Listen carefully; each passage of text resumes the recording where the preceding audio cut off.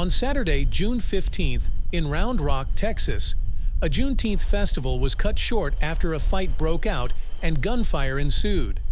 A handful of testimonies from the night of the event can give a true picture of the chaos and panic that resulted. On Saturday evening, Round Rock was hosting its Juneteenth celebration at Old Settlers Park, located at 1371 Harold's Parkway. At approximately 10:50 p.m., an altercation broke out between two groups. During that altercation, someone produced a gun and began to fire. Multiple victims were hit. Officers who were on scene at that concert immediately responded. They immediately began rendering aid to multiple victims. Fire, who was also on scene at the event, immediately responded and also began rendering aid. Multiple victims were transported to local hospitals. Unfortunately, we do have two deceased on scene. We do not have a suspect in custody. This is an ongoing investigation. The information I have given is preliminary at this point. I will release deceased information at a later time, along with other victims at a later time. I'd like to thank the police officers and the fire department for their quick response. I have no doubt that their actions of rendering aid to those victims saved lives. They did add tourniquets to those who were bleeding or had gunshot wounds. Officers and fire department also did CPR on our victims. And again, unfortunately, we had two that did not make it tonight. It is unfortunate that we're here celebrating a wonderful event and we have a tragedy that happens. My thoughts, my prayers go out to our victims. My condolences go out to the families of the deceased. This time, do we have any questions? What other actions were taken in a defensive measure by the police to quell the shooting? So the shooting happened immediately and the suspects took off running. Suspects were not taken into custody. What I do ask is if there's any witnesses that might have video or have witnessed this incident to please notify the Round Rock Police Department. We can be reached at 512-218-5500. Again, that's 512-218-5500. Were they able to put together a description? We got multiple descriptions. This was an open area with a lot of people. And so as you can imagine, with a traumatic incident like this, people are going to have different accounts of what happened and different accounts of what that suspect might have looked like. And so this is why it's an ongoing investigation. We're trying to piece that together. And again, if there's anybody that has information, please contact us. You say it was an altercation between two groups, so there were possibly two people with guns going back and forth. Is that accurate? So at this time, we do not know how many shooters there were. That is part of the ongoing investigation that we have right now. Are you able to release how many were injured? There were multiple victims taken to hospitals throughout the Round Rock and Austin area. And so we are making sure that we have an accurate count. I do not want to give out any inaccurate information at this time. As soon as the investigation gives me the number of victims, I will release that. Are you confirming two fatalities? That is correct. Two people are deceased on scene. Any ages or anything like that? I will release identities later. Just to be clear, none of the injured or fatal shootings were emergency personnel, either on duty or off. Thank you for that question. So all the victims and the deceased were not emergency personnel or first responders. They were actually folks that were there enjoying the concert. Old Settlers Park is an open field with a stage. The shooting did not occur near the stage. It occurred near the vendor area, away from the stage. The two victims, I can tell you, were not part of the altercation. How big was the crowd at that point? I in would that area? I'd be giving you an estimate of how big, but it was a pretty large crowd. How disappointing is it to have an event like this tainted in this manner? So having an event like this, where we're here to celebrate such an occasion as Juneteenth, and to come together as a community is a terrific, monumental event for us. But then when you have it marred by senseless tragedy as such that happened at Old Settlers Park, it just breaks your heart. It breaks your heart for a family that was coming out to enjoy their evening, and now their life is forever changed as a result of somebody who could care less about somebody else's life. And that's so disappointing. Our goal is to put those folks behind bars, and our goal is to get them put away for life. And we're going to work tirelessly to do that. No stones unturned. I'd like to thank the Williamson County Sheriff's Office, who is out here assisting us. The Federal Bureau of Investigation is out here assisting us. I received phone calls from other agencies that have showed support and asked if we needed help. They knew the magnitude of this event and of this incident, and I can't thank them enough. Especially the officers and the firefighters who were there immediately upon the victims being struck, that rendered aid. And like I said earlier, I have no doubt their actions saved lives tonight.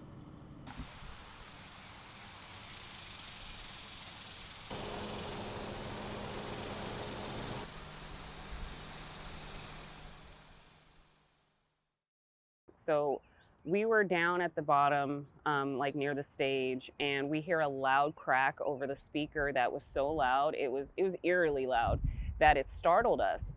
And we thought like, oh, the show's probably over now because the speaker cracked, you know? So then we noticed that a lot of the kids were leaving, and we're like, okay, whatever.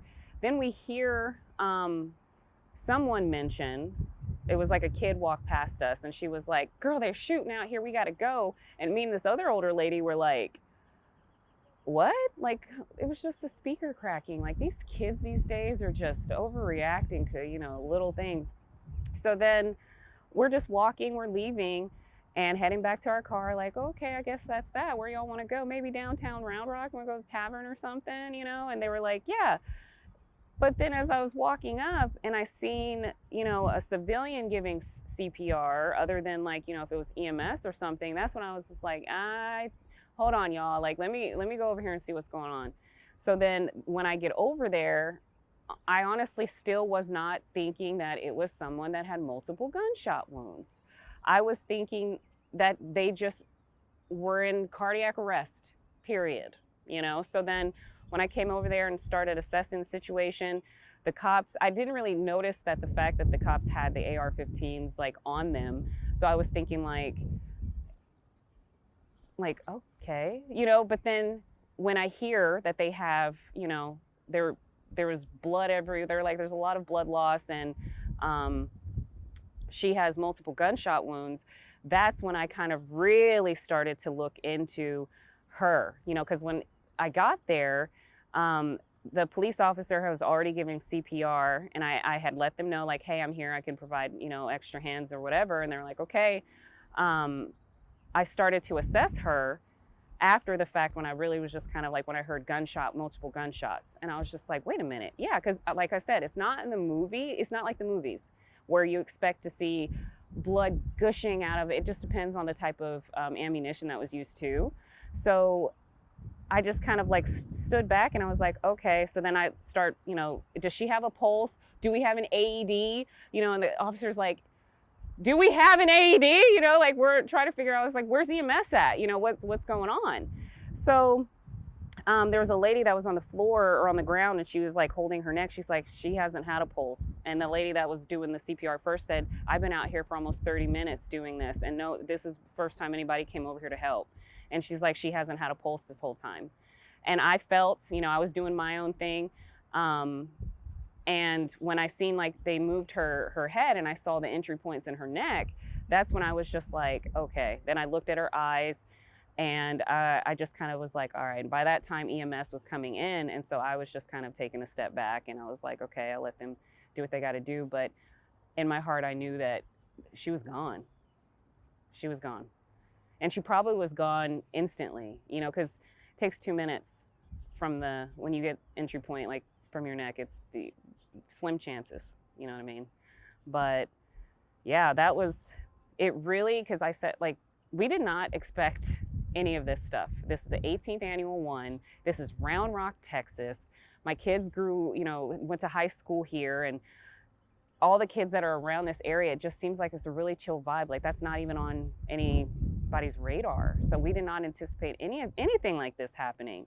And I mean, as a nurse that's been in the nursing field for a while and worked in trauma, for a few years, I've been able to process things a little bit differently, and healthy, in a way. So this to me was just like, another day, or not necessarily another day at the office. I don't want to sound, insensitive, but I was able to process it well for what it was, and comfort my friends who are also there, and just hope, think about the families, really. That's what I was thinking about mostly, because that person's loved one was right there. That's the part that's kind of like, oh my God, these people, whoever they were, it's like your conscience is going to weigh on you. I already know it, like, because the damage is caused to all these other families and people that were hurt for probably something that was stupid. Yeah. And I mean, you kind of touched on this, you have this like feeling of like, this is Round Rock, Texas. This is, Yeah. A pretty safe, city. And then this happens, and then on top of all of that too, it's a Juneteenth celebration too. Yes. It's like, that's the thing that threw me, because anything that involves Black people and events, it automatically has a bad rap, even in the Black community, where Black people say, like, yeah, I wish there was things that we can have, but they still feel like it'll either get shot up, or something like that. So I've worked on myself and my mindset for a long time. And I'm like thinking, no, we're going to go out here, we're going to have a good time. And I mean, when we walked up, it was beautiful. It was like all these families, these babies running around here. And I mean, the crowd was very much like my son's age, 17, 18. The teenagers were running around. Half of them probably didn't even know who Paul Wall was or Lloyd. I know that for a fact, because some of them were playing like Candy Crush and all these little word games while Paul Wall was performing, It's just blasphemous. Yes, yes. Like, y'all don't know about sitting sideways. What is this? So we did not anticipate that at all. It was not something in our mind, So it was just really shocking that happened out here, and really unfortunate. I just hope that subsequent events are not canceled, because of, the act of whoever these idiots were. And something also that really impressed me too is you mentioned, you've had in your field of work, you've had to deal with a lot of, gunshot wounds and things like that. But this was your first time assessing the situation outside of the hospital. Mm-hmm. I mean, I'm curious, like, did you have any like muscle memory, like what you normally do at a hospital, and you're like, wait, no, I'm not in a hospital? Kind of, when I went in and started feeling for a pulse and asking for AED and all this other stuff, because I was like, how long has she been down? Like, you just start asking those questions. Now, younger, version, when like a code would happen or something like that, you would kind of be thinking like, sometimes you stall, or you get, like you freeze, but then it was muscle memory. It was just kind of like, let's check off all the bases we got going on here. How long has she been down? Do we have a pulse? Where's our AED at? We need to, see what's going on. So it kind of was there. I mean, there's only so much that you can do in the field, because I'm primarily surgical. So when they came to us, it's like we're cutting them open, and we're cutting, tying up, cauterizing, doing all this other things, and I'm getting them ready for the surgery and doing all this stuff. So this is definitely different, being in the field, to see something like that. But yeah. I'm trying to think of anything else. Anything that I'm not asking you that you think maybe I should be asking? Any other things that you'd like to add? I just want to, just give a shout out to the people that were there before anybody came to help them. My heart goes out to you. You did the best that you could, and this person unfortunately did pass away, but you were there in that moment at that time. You never know if that person was still there for that 1 second when you started to help them. So I'm not sure if they're trained, previously or anything like that, or have experience with this, but I would recommend, if they could, go talk to a trauma counselor, talk to somebody about it, because that stuff can really sit with you for a while. It's a traumatic experience, and if anything I know about trauma, it lingers if you don't fix it. You don't talk to somebody about it, you don't acknowledge it, and then it turns into internal issues. So shout out to them and to the officers that were giving CPR as well. Like, they were putting in work. I mean, yeah. Do you think, I just thought of a last question here, is there maybe a word of advice for people to get certified on CPR, Yes. just in general? I Is that yeah. a helpful tip for people? Yeah. Yes, I will say so. My sons are 21 and 18, and I have a younger one that's 11, and I have been teaching them about this ever since that I could, even like Heimlich and all those other things. It's never a bad idea to educate yourself on something like that, because a loved one could fall out right next to you and you might have to render aid to them, so yeah, knowing CPR is a really big deal. Well, I really appreciate your time. I wish could meet under better circumstances, but Yeah, yeah, I true. really appreciate your time and taking the time to talk to us.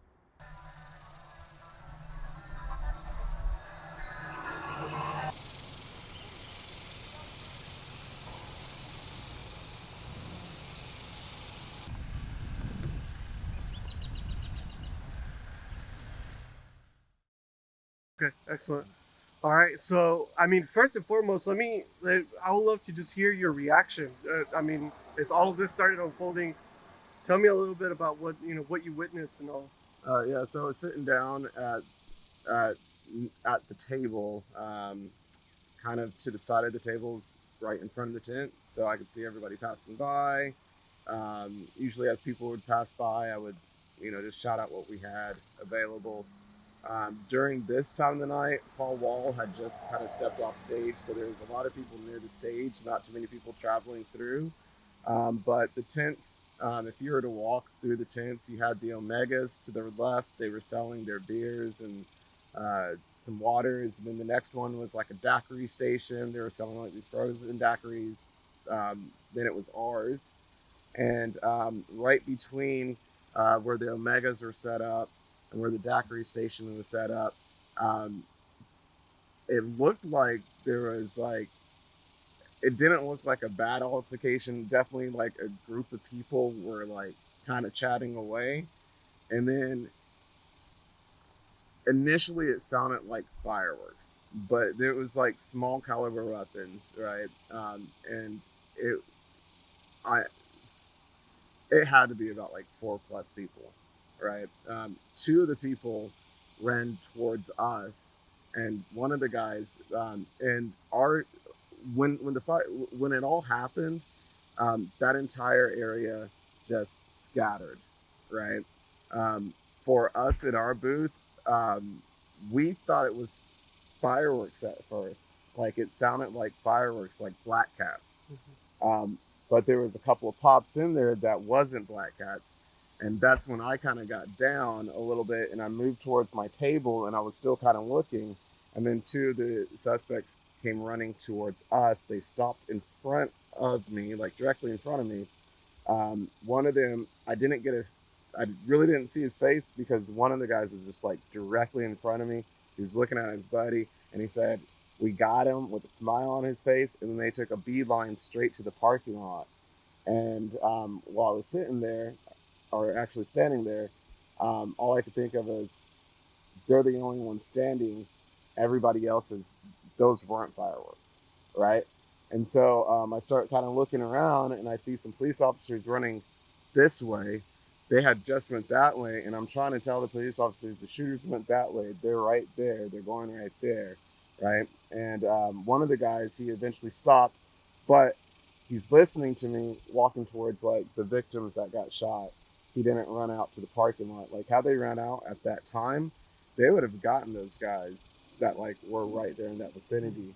Timestamp wise, I'm pretty sure you could figure it out like camera wise, just because the timing was so impeccable.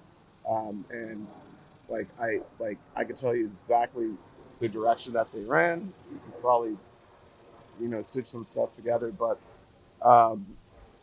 pretty much after that, right behind us, there was a lady that got hit. I think she perished. That was like directly behind our tent, and that's how we knew that it was actually bullets, because like it was literally like, oh, that lady right here is hit, and then her I think that was her dad, maybe that was with her, and he just like pretty much broke down. And then maybe 15 feet to my to the behind us, looking towards the stage to our left, there was another lady that had gotten shot. There was maybe right over here, there was a pregnant woman that was just, she was, you know what I mean? So yeah, at that point, this is all in a matter of seconds. At that point, I just started recording, and I didn't get, footage of the shooters, but like I did see, it's very different than anybody else that was in the area. Like I said, when it happened, everybody scattered that was in that area. Some people jumped into vendor booths, so like you had multiple vendors that just, their booths were just trashed over, their tables were pushed over because people were trying to get out of the way. And in this spot was only just happened to be two individuals that came from kind of like front of my booth to the right, that came over here, weren't even paying attention to us, like standing right there. And just the demeanor of them was just like, oh, we got them, you know what I mean? And then they just took off running, right? So yeah, it was kind of surreal, man. It was like, Yeah, I mean, and you're in the middle of all of this. Did you fear for your life at some point, or were you just kind of in? We were just kind of aware what happened like a few minutes afterwards. Like for us personally, seeing how an individual got hit behind us, we knew that like there were strays that came towards us, and so that was kind of like after we got our area marked as a crime scene, and all of our stuff is still there. Like cash box, everything. I don't want to really say that out loud, but like they held us for hours last night. I didn't get home till like 2:33 in the morning, and still with no answers or anything. Like, I was told a detective is going to call us. I don't know. It's like Father's Day. I'm supposed to be hanging out with my family. I can't really do that right now. But yeah, I don't really know how to articulate from that point on. It was for my life wise, like when I think about it, like yeah, I was like right there. It was pretty nuts. And also, the fact that this was a Juneteenth event. A Juneteenth event. How do you make sense of that? What emotions do you have when you think about that? I've got two sides of that emotion. There's this one side that's like, that wants to be radical about cultural events that happen. And so I want to make it very clear that that's not the case. Being right there, that wasn't the case. That was an altercation between, a group of black people. The guy that came in front of me, he looked just like that Bryce Constantine guy from Perfect Match. Just a little slimmer. Hairdo almost the same. He had like this little sling going across his, and he had a very small caliber weapon. Right. I carry a 9, and his weapon is probably smaller than mine. What I make of it is I hope people don't think of it in terms of like an attack on the Juneteenth celebration, because it didn't look like that to me. And there were other people that were involved that ran an opposite way. Unfortunately, I didn't get to see those other people because there were a few little like altercations, that we noticed that we were just like, I'm surprised nobody said anything about this, but not a big deal. When it comes to the the culture, I think that's a different conversation to have, right? And it was definitely an individual that he looked to be between the ages of like 22, maybe 26. He was young. So they're young folks. They're young folks who think shooting at people in a crowd is okay. Will dehumanize a large group of people for their own selfish ego. Like, those are issues in society that are way far deeper than um, what any of us can plan for at any sort of event that you go to. So, does it mean that we should be fearful about going to events, or should we be super cautious about which events that we choose to go to, and being aware of your surroundings? Absolutely, absolutely. Just making sure you're good. I mean, this seems, like the way you're describing it to me, and what we've heard kind of like being reported, and I love that you mentioned, like, this wasn't like it didn't seem like it was an attack on Juneteenth. This was just an altercation between maybe a group of people. But the issue here is that now other bystanders got hurt, right? Right. And when you think about that, it's just right, like Right. I mean, there were kids that got hurt. Just that's it's insane. It's insane. I mean, my wife and my daughter, they were going to be there, and I told them, oh, don't come, don't worry about it.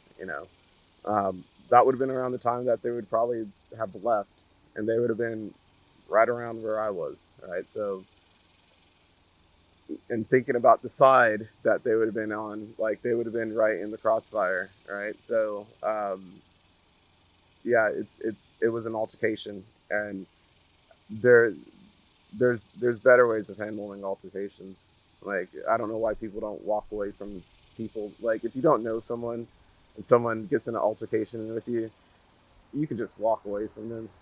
Super easy. You don't have to give people your energy, but if you have something to prove, I don't know what it is, like, you're gonna end up in a whole different world, and it's not even worth it. And for an event like this, I really do hope that the people that did it do get caught, brought to justice for sure, especially here in Williamson County. I grew up in Round Rock. I'm from Round Rock.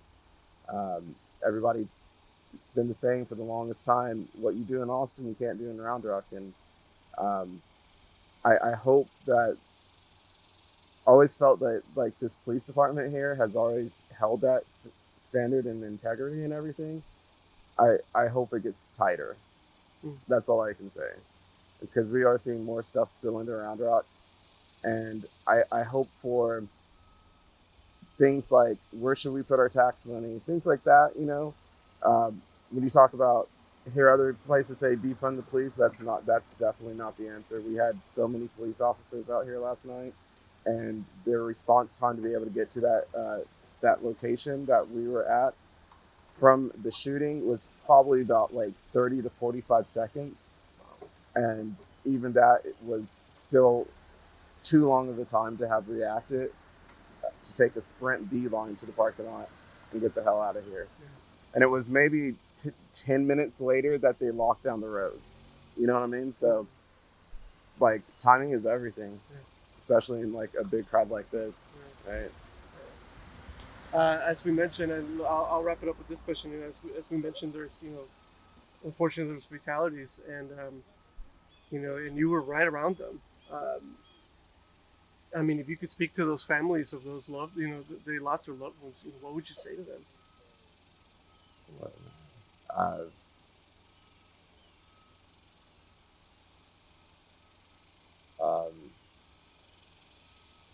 Some of them lost their loved ones instantly. I don't know what I would say to them. There's a lot of compassion. I would say to the community that this is a time that you can really lean into the families that were affected by this event, and you don't have to say anything, but there's tremendous amounts of things that you can do to show your support.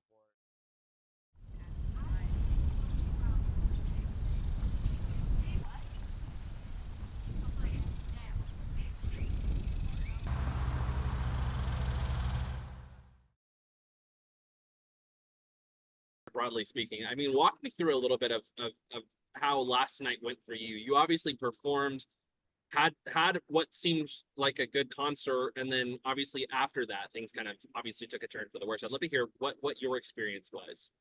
So actually, I finished. I finished my set, and I just finished watching Paul Wall, and we were waiting on Lloyd to come up. So we were backstage, we were backstage just talking. It's like I said, well, like you said, this is an event that's gone on for a long time, and it was a great thing. We were having fun. It was just really relaxed and laid back. And from what I understand, 16 years of no issues. And then I look at somebody who's on staff, and I said, "Hey, what's going on?" And then she lets me know what's happening. And right when she let me know that there was an issue, I looked up and there's like helicopters. So it had happened kind of quickly. So I I'm I really feel good about saying this. First of all, we need to keep keep praying for the families that are of everyone involved, and just, man, just really be diligent about praying and keeping them in prayer, because they're going to need it. Because when somebody's really ripped away from you in a moment like this without any provocation, it's kind of a hard thing. But if there's a positive note in any of this, is that I look at big picture things, right? And so the big picture is we had over 20,000 people there. And by the time I find out, and I'm backstage, so I'm closer in the know than the people in the front. So there was probably a good 5 to 10, 5 to 7, or how many thousand. I'm not a good judge of people, but it's a lot of people in front of the stage still waiting for the concert. We have no idea what's happened, right? We have no idea what's happened. And so whenever I became aware, like I said, shortly thereafter, I started noticing stuff, looking around, I'm like, okay, something's happening. And Rick and the staff at Round Rock Park and Recs, and the park rangers and the first responders did an amazing job getting everybody out there safely. Because we've heard horror stories about whenever gunshots ring out and people just start running in all kind of directions and people get trampled. You know, they did a great job, because I've never seen 20,000 people clear out and be moved around like that quickly, that safely. To your point about we hear horror stories, I hate to even ask this question. Is this the first time something like this has happened to you at a show of yours? It's the first time I've been at a show. This is the first time that I performed where something this tragic has happened. Yes. And the thing is, it's really crazy, because I just have the knowledge of it. I didn't see it. So it's really weird to just be like, okay, so why didn't I notice it? Why didn't I know? But With that, kind of when that ranger tells you what's going on, what ran through your mind? What are you thinking in that moment? at this point, I'm thinking, oh my God, I'm I'm hoping that everybody else can be safe.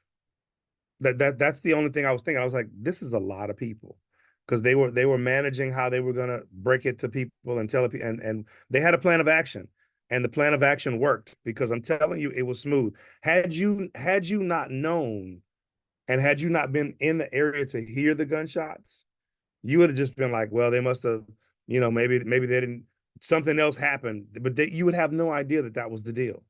And then to hear that that was the deal, and then to hear that there was loss of life, I mean, it's just so sad. What does it say to you? I mean, you have a very unique perspective in all of this, I think, as you were one of the people, Paul Wall too, but you were one of the people that folks were coming to this festival to come see. There's not very many, we can talk to all these people who are there, the victims, but you have a pretty unique position.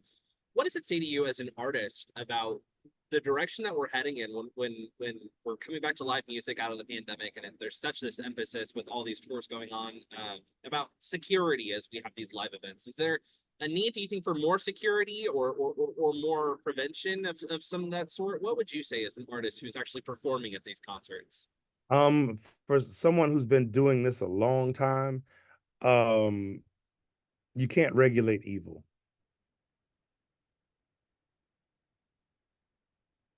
That's I the was gonna sound. say, unpack that a little bit.